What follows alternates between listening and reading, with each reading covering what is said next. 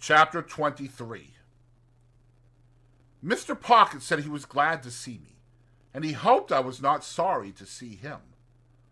For I really am not, he added, with his son's smile, an alarming personage. He was a young-looking man, in spite of his perplexities and his very gray hair, and his manner seemed quite natural. I use the word natural in the sense of its being unaffected.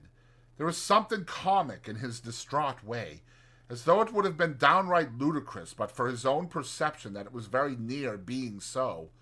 When he had talked with me a little, he said to Mrs. Pocket, with a rather anxious contraction of his eyebrows, which were black and handsome, "Belinda, I hope you have welcomed Mr. Pip." And she looked up from her book and said, "Yes." She then smiled upon me in an absent state of mind, and asked me if I liked the taste of orange flower water. As the question had no bearing, near or remote, on any foregone or subsequent transaction, I consider it to have been thrown out, like her previous approaches, in general conversational condescension.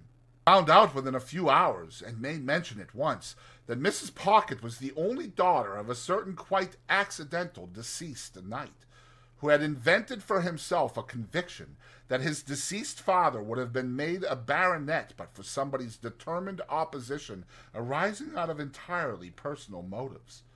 I forget whose, if I ever knew. The sovereigns, the prime ministers, the lord chancellors, the archbishop of Canterbury's, anybody's, and had tacked himself on to the nobles of the earth in right of this supposititious fact. I believe he had been knighted himself for storming the English grammar at the point of the pen, in a desperate address engrossed on vellum, on the occasion of the laying of the first stone of some building or other, and for handing some royal personage either the trowel or the mortar. Be that as it may, he had directed Mrs. Pocket to be brought up from her cradle as one who in the nature of things must marry a title, and who was to be guarded from the acquisition of plebeian domestic knowledge. So successful a watch and ward had been established over the young lady by this judicious parent, that she had grown up highly ornamental, but perfectly helpless and useless. With her character thus happily formed, in the first bloom of her youth she had encountered Mr. Pocket, who was also in the first bloom of youth, and not quite decided whether to mount to the woolsack, or to roof himself in with a mitre. As his doing the one or the other was a mere question of time, he and Mrs. Pocket had taken time by the forelock, when, to judge from its length, it would seem to have wanted cutting, and had married without the knowledge of the judicious parent. The judicious parent, having nothing to bestow or withhold but his blessing, had handsomely settled that the dower upon them after a short struggle, and had informed Mr. Pocket that his wife was a treasure for a prince. Mr. Pocket had invested the prince's treasure in the ways of the world ever since, and it was supposed to have brought him in but indifferent interest. Still, Mrs. Pocket was in general the object of a queer sort of respectful pity, because she had not married a title, while Mr. Pocket was the object of a queer sort of forgiving reproach, because he had never got one. Mr. Pocket took me into the house and showed me my room, which was a pleasant one, and so furnished as that I could use it with comfort for my own private sitting-room. He then knocked at the doors of two other similar rooms and introduced me to their occupants, by name, Drummle and Startop. Drummle, an old-looking young man of a heavy order of architecture, was whistling. Startop, younger in years and appearance, was reading and holding his head, as if he thought himself in danger of exploding it with too strong a charge of knowledge. Both Mr. and Mrs. Pocket had such a noticeable air of being in somebody else's hands that I wondered who really was in possession of the house and let them live there, until I found this unknown power to be the servants.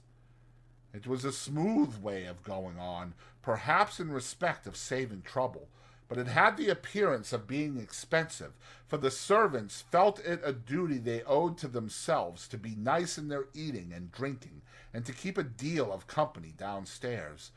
They allowed a very liberal table to Mr. and Mrs. Pocket, yet it always appeared to me that by far the best part of the house to have boarded in would have been the kitchen, always supposing the boarder capable of self-defense, for, before I had been there a week, a neighboring lady with whom the family were personally unacquainted wrote in to say that she had seen Millers slapping the baby.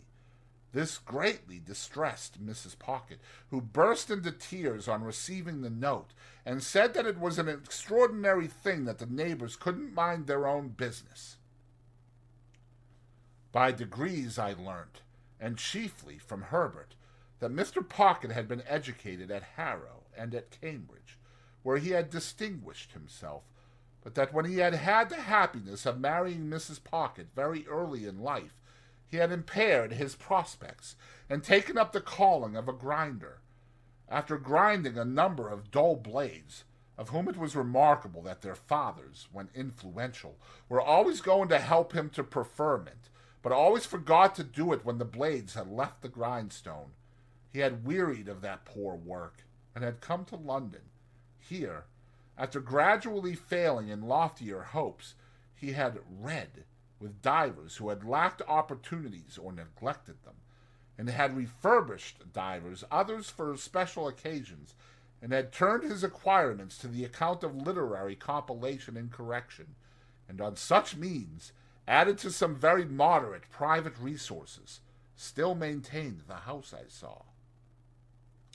Mr. and Mrs. Pocket had a toady neighbor, a widow lady of that highly sympathetic nature that she agreed with everybody, blessed everybody, and shed smiles and tears on everybody, according to the circumstances. This lady's name was Mrs. Coiler, and I had the honor of taking her down to dinner on the day of my installation. She gave me to understand on the stairs that it was a blow to dear Mrs. Pocket that dear Mr. Pocket should be under the necessity of receiving gentlemen to read with him. That did not extend to me, she told me in a gush of love and confidence.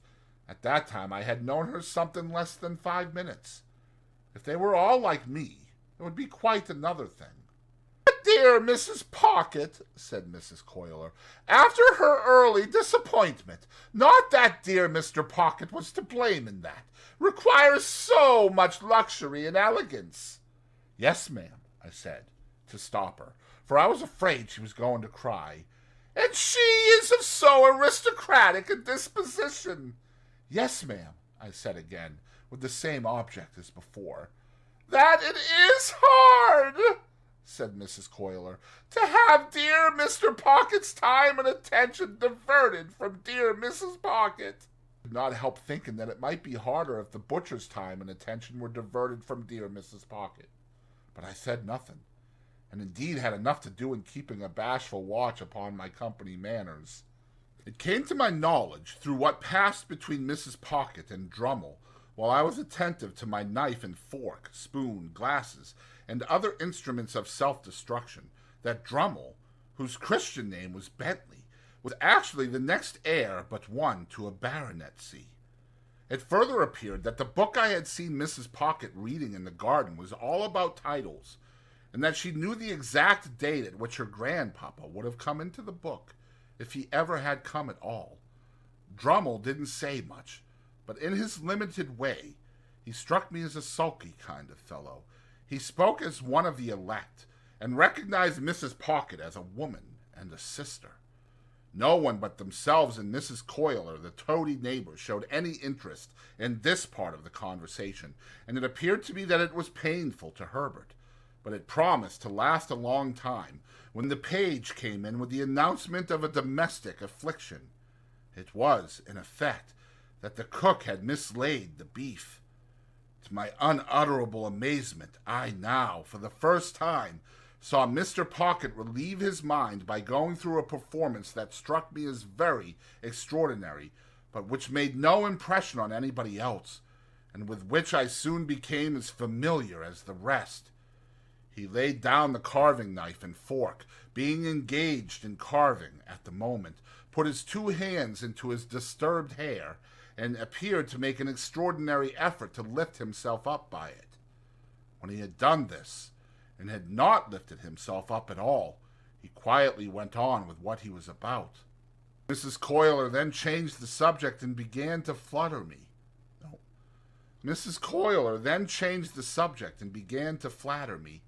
I liked it for a few moments, but she flattered me so very grossly that the pleasure was soon over.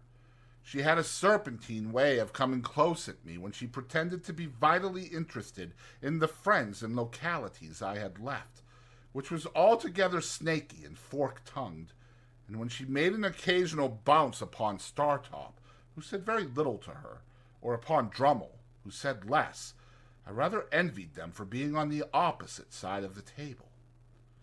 After dinner the children were introduced, and Mrs. Coiler made admiring comments on their eyes, noses, and legs, a sagacious way of improving their minds. There were 4 little girls and 2 little boys, besides the baby, who might have been either, and the baby's next successor, who was yet neither. They were brought in by Flopsome and Millers, much as though those 2 non-commissioned officers had been recruiting somewhere for children and had enlisted these, while Mrs. Pocket looked at the young nobles that ought to have been as if she rather thought she had had the pleasure of inspecting them before, but didn't quite know what to make of them. "Here, give me your fork, Mum, and take the baby," said Flopsome. "Don't take it that way, or you'll get its head under the table." Thus advised, Mrs. Pocket took it the other way, and got its head upon the table, which was announced to all by a prodigious concussion. "Dear, dear, give it me back, Mum," said Flopsome, "and Miss Jane, come and dance to baby, do." One of the little girls, a mere mite, who seemed to have prematurely taken upon herself some charge of the others, stepped out of her place by me, and danced to and from the baby until it left off crying, and laughed.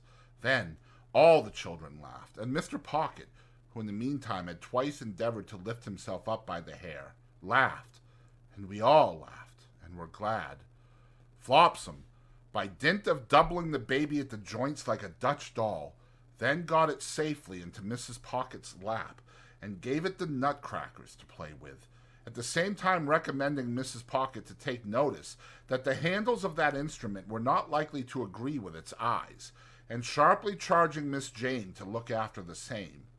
Then the 2 nurses left the room, and had a lively scuffle on the staircase with a dissipated page who had waited at dinner, and who had clearly lost half his buttons at the gaming table. I was made very uneasy in my mind by Mrs. Pocket's falling into a discussion with Drummle respecting 2 baronetcies, while she ate a sliced orange steeped in sugar and wine, and forgetting all about the baby on her lap, who did most appalling things with nutcrackers. At length little Jane, perceiving its young brains to be imperiled, softly left her place, and with many small artifices coaxed the dangerous weapon away, Mrs. Pocket finishing her orange at about the same time, and not approving of this, said to Jane, "You naughty child, how dare you? Go and sit down this instant." "Mamma dear," lisped the little girl, "baby ood have put its eyeth out." "How dare you tell me so?" retorted Mrs. Pocket. "Go and sit down in your chair this moment." Mrs. Pocket's dignity was so crushing that I felt quite abashed, as if I myself had done something to rouse it. "Linda," remonstrated Mr. Pocket from the other end of the table, "how can you be so unreasonable? Jane only interfered for the protection of baby." "I will not allow anybody to interfere," said Mrs. Pocket. "I am surprised, Matthew, that you should expose me to the affront of interference." "Good God!" cried Mr. Pocket, in an outbreak of desolate desperation.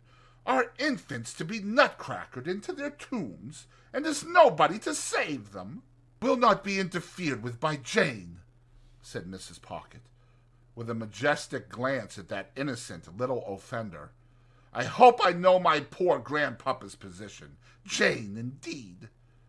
Mr. Pocket got his hands in his hair again. this time really did lift himself some inches out of his chair. "Hear this!" he helplessly exclaimed to the elements. "Babies are to be nutcracker dead, for people's poor grandpapa's positions." Then he let himself down again and became silent. All looked awkwardly at the tablecloth while this was going on.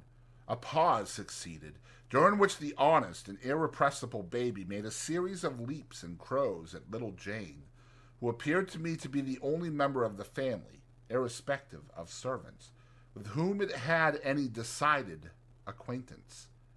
"Mr. Drummle," said Mrs. Pocket, "will you ring for Flopsome?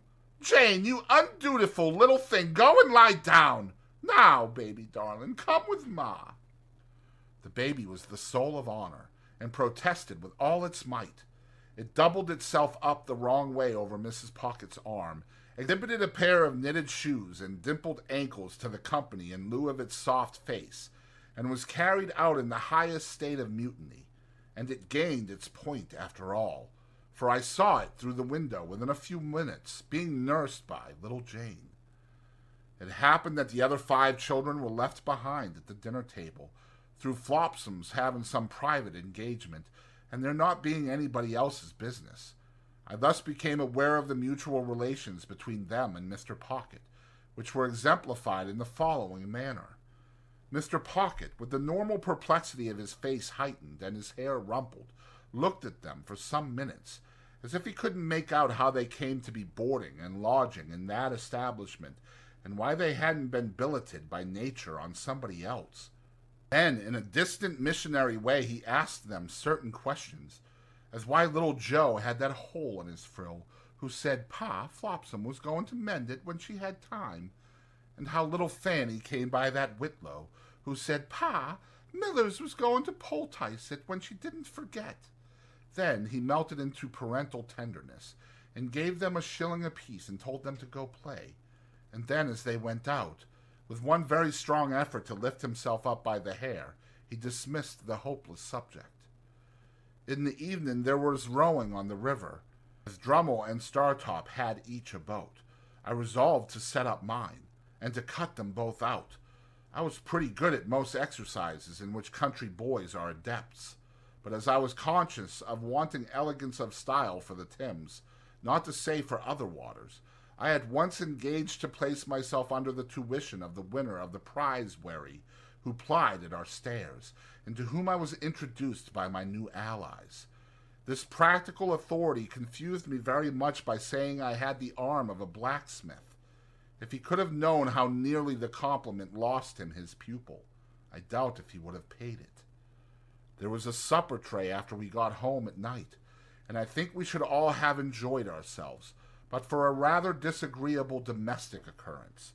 Mr. Pocket was in good spirits, when a housemaid came in and said, "If you please, sir, I should wish to speak to you." "Speak to your master?" said Mrs. Pocket, whose dignity was roused again. "How can you think of such a thing? Go and speak to Flopsome, or speak to me, at some other time."